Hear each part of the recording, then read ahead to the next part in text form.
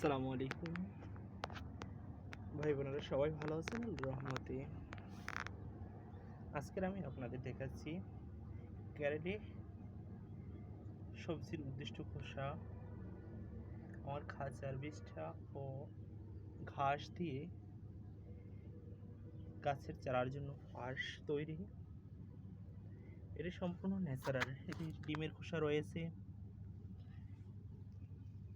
পাখির বিষ্ঠা রয়েছে, মুরগির বিষ্ঠা রয়েছে।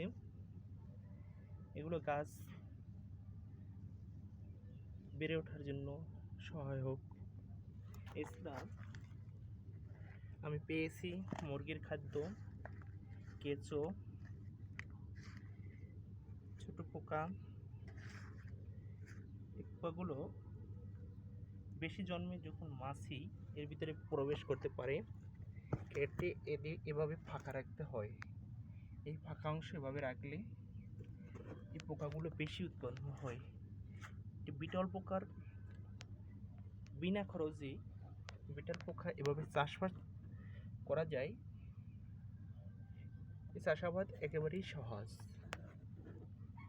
শুধুমাত্র উদ্দিষ্ট অংশ দিয়ে ঢেকে রাখলেই এখান থেকে মাছি প্রবেশ করবে আর আপনার এখানে বিটল পোকা তৈরি হবে।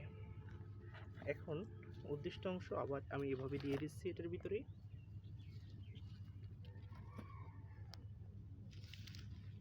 তাহলে আর এই অংশ খোলা রাখবো, তাহলে এটার ভিতরে